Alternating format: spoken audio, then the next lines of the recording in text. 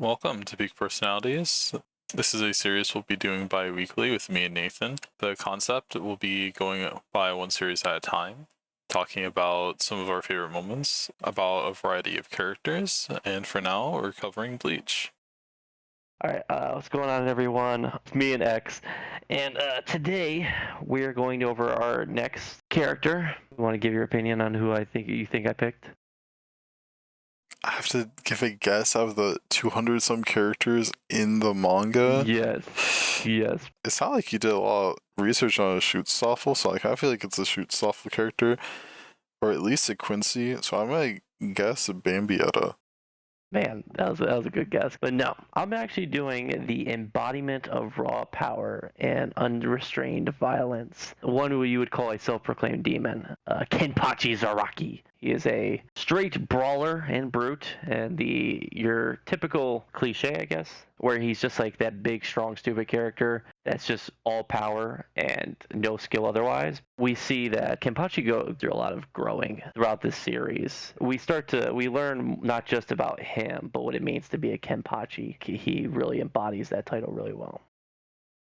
Let's go on to our pivotal moment. I'm gonna go with his fight against Ichigo. When he first stepped in, I love Bleach for this, especially when they show that Ryatsu earthquake scenes. It's just aura.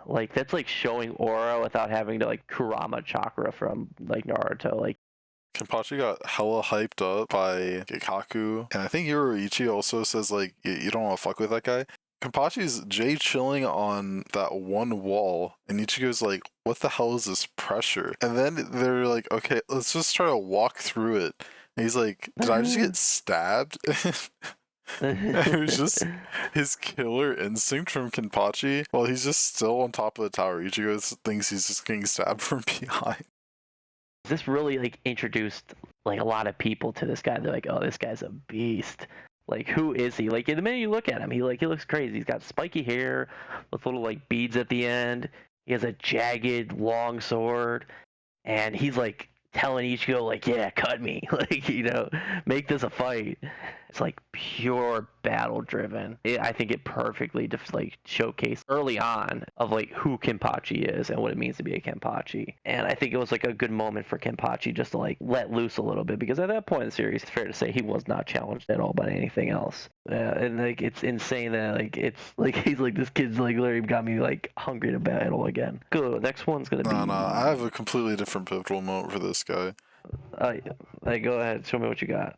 So my pivotal moment is either it was expanded anime or it's an anime exclusive, where they're talking about how Ikaku and Yumachika were on the outskirts of Rukongai before they became Soul Reapers, and then Ikaku finds himself battling Kenpachi and he loses naturally. Yeah. And he's like, "What the hell are you doing? Why don't you finish me off? I'm a loser." And Kenpachi tells him something along the lines of, "Get strong enough to defeat me another day. Today you're lucky because you get to live to battle again." And that's a mantra I think that Kenpachi holds close to his heart and also spreads to his division. And Ikaku later rebrands himself as the lucky guy, has a lucky dance and whatnot. And he says everyone whose name starts with I is a lucky person. Ichigo. All right, outside. All right, the main character I don't want to count. But he's so lucky, man. Is Orihime's last name Orihime or is it Ino? In no way. In no way. He's also very lucky. It is lucky. There we go.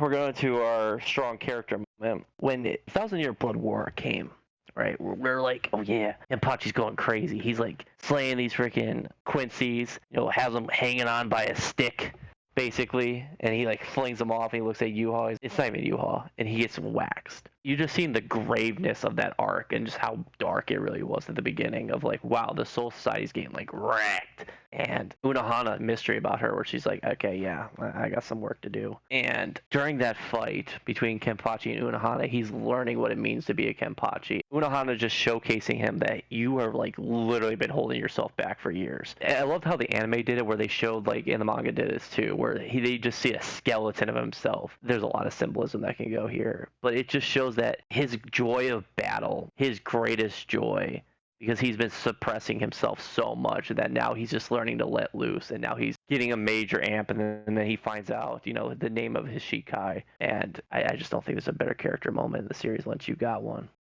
I do have a small scene that I love when this got animated for the Thousand Year Blood War. When he uses his Shikai Dozarashi. to cut that meteor, there's just a single frame of him being a child with like this really gleeful look, and it's such a great moment because it brings his character in a full circle from where he lost to Ichigo saying maybe I should learn my sword name to him finally knowing his sword name and like coming back to that childhood glee of being invigorated with a fight. That is a good one. That is a good one. That fight against Granby was a good fight too. I think I watched that fight 3 times in a row and got animated. It's such a good fight. Biggest surprises for Kenpachi. I don't think I've ever seen him use any type of keto. Kenpachi's whole character, all like straight swordplay. I find it so surprising. Usually when you have a brute of some kind, they'll have some type of quirk about them. Against Noitura, he literally beats Noitura just by using 2 hands. This is crazy out of pocket technique.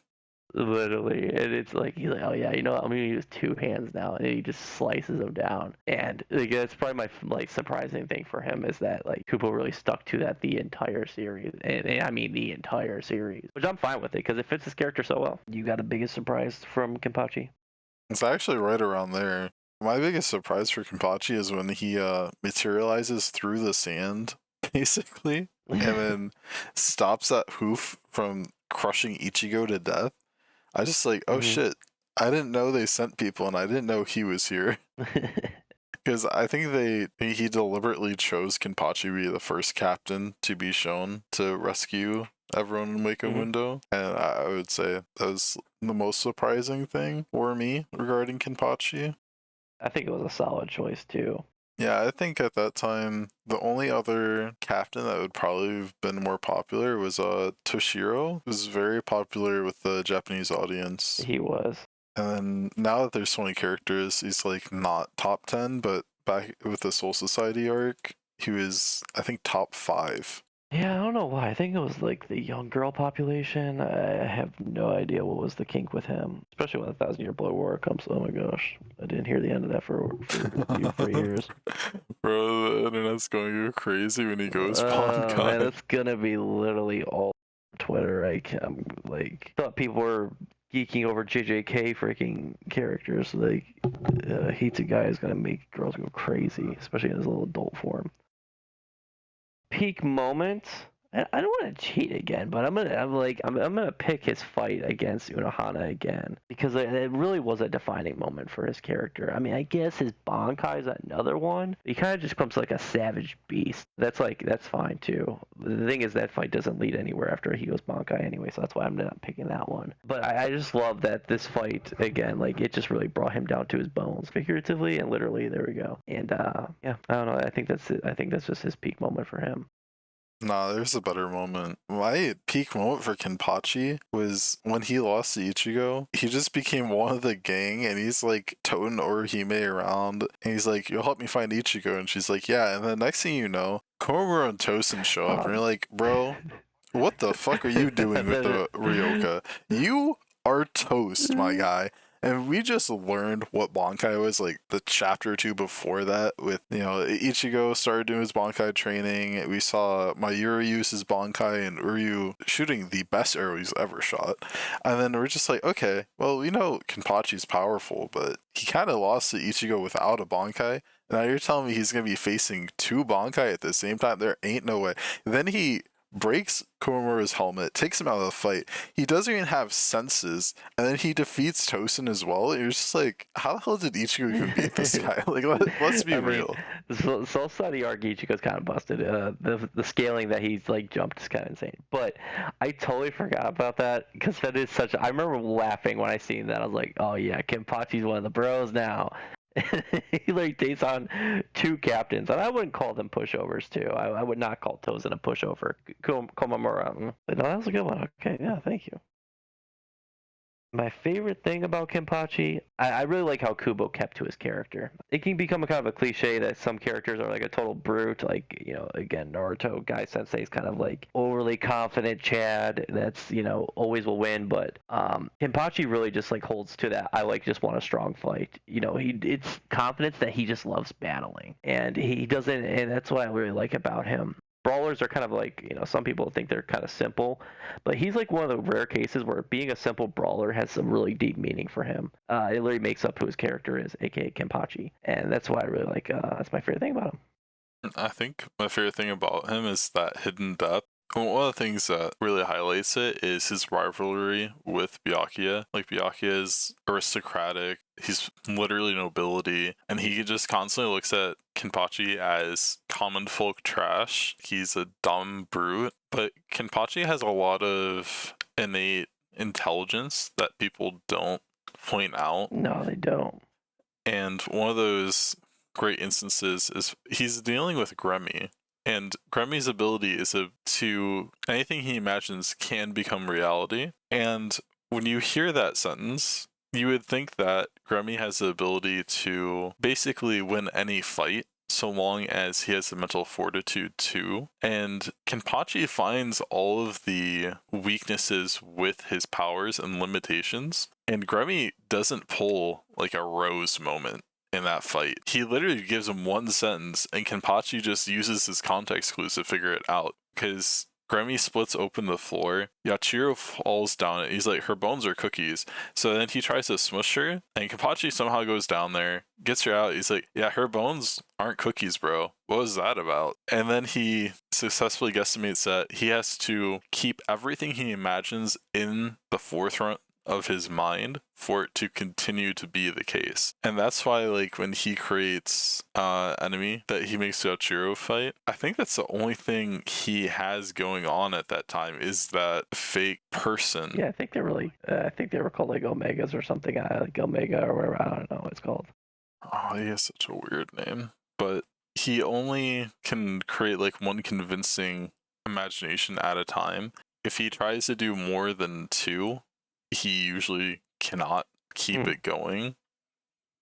Like, when he creates his weapons, like the gun arsenal, he creates a myriad of guns at once and then fires them. Yeah. And then when he tries to use water, he has no guns, but he has water. So it's really hard for him to do more than two things at a time. And Kenpachi quickly identifies that and then uses his knowledge to work around it. Yeah. Granted, I think most characters would have died against Gremmy. I don't see how most characters could have dealt with the literal vacuum of space. Yeah, I mean, Grammy was pretty busted, I can't lie. And he's definitely one of the stronger Star Ridders, depending on the context. But yeah, no, Grammy is that fight is a really good fight, and it was a fight that I didn't know that like when I first saw it, I was like, how's Kenpachi gonna get out of this? Like I was like, I have no idea how this kid's kind of busted. But yeah, Grammy couldn't find a way to overpower him. And then my other favorite thing about Kenpachi is a running gag of him looking for something and never finding it in a timely fashion. Yeah, the Zoro effect Yeah, the Zoro effect. from from One Piece. Although I think I don't even know. I think Bleach came out after that, so I think you probably could attribute that to. I think it's funny that after having that running gag go on for about 600 some chapters, and now sits him down and is like, okay, bud, who's gonna find Yachiro better? Everyone else or you? He's like, everyone else, and then he sits down in his corner. Yeah, I love Kenpachi. I think he's one of my favorite. He's one of my favorites. Definitely my top 5. Benny, that's all I got.